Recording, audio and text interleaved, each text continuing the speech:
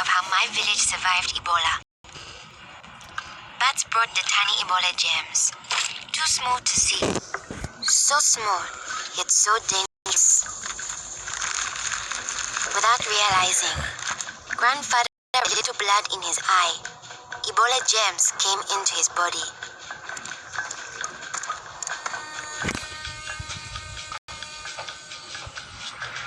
Days went by. Then grandfather got a terrible fever and weakness. We thought it was malaria, but he was soon much worse. He had vomiting and diarrhea. His fever got even higher. We ran to get the nurse. But grandfather had already died. I was heartbroken. The nurse thought it might be Ebola, a disease caught from bush meat, but which spreads from person to person. Others in our region had already died of this new disease. Unless we understood the disease and followed the rules, it could spread further and kill many more people.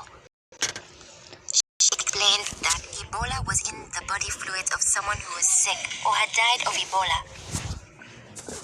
Their sweat, tears, mucus, saliva, vomit, diarrhea, urine, breast milk, sexual fluids, and blood. When we touch a sick person's body fluids, the Ebola germs can get into small breaks in our skin or into our eyes, nose, or mouth. The Ebola germs spread into our body and make us sick. When somebody dies of Ebola, that body is much more contagious. No one should ever touch the dead body. The nurse advised us to wash our hands with soap and water right away. She contacted the trained burial team to help us bury grandfather's body safely. The burial team came. They comforted us and explained what they had to do to protect us. The team wore protective clothing that kept them safe from the dangerous germs.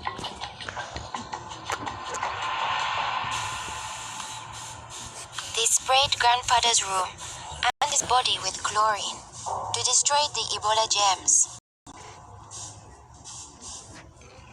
They put his body safely away in a bag. To prevent the spread of Ebola, no one could touch the body of anyone who had died with signs of the disease. They also burned his mattress, bedding, and clothes.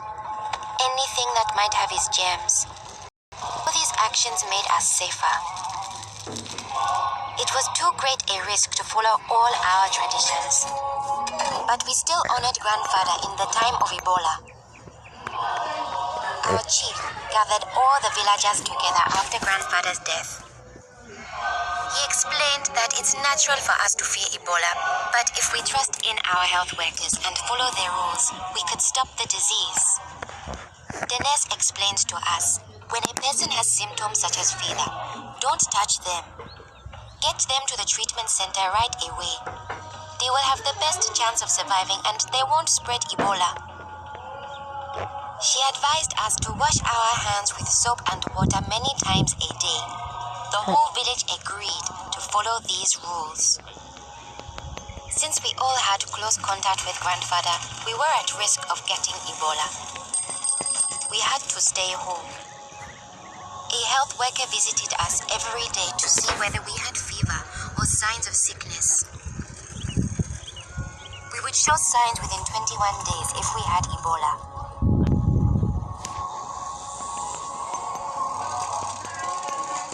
Many days passed, and I thought we would all stay healthy.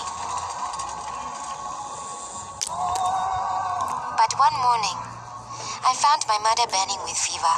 I knew I couldn't touch her. She was now contagious. My father came in. He told me he was taking my mother away to our uncle's house in the nearby village. He was afraid to take her to the treatment center, afraid he'd never see her again. I knew I had to stop them. I was young, but I stood up to both of them. I told them if this could be Ebola, she must go to the treatment center right away. We needed to trust in our health workers to save her, save ourselves, and save our village. I saw in their faces that they understood. Running away would only lead to more death and suffering. My mother tested positive for Ebola. They found her a bed. At first, the health workers looked scary, but I knew they wore the suits to protect themselves. And inside, they were normal people like the nurse. They took good care of my mother. They gave her fluids, medicine, and food, and helped her body stay strong to fight Ebola. I missed my mother very much, but I could still talk to her on the phone. Sadly, some people in my village didn't survive, but my mother got better day by day. Soon, we were able to see her from a safe distance. One day, the nurse announced that my mother would live. Now we were safe to hug and kiss her. It was a day to celebrate. Our village followed the rules. We trusted our health workers, brought us sick for care right away, called for the safe burial team when one of our people died, and we always wash our hands with soap and water.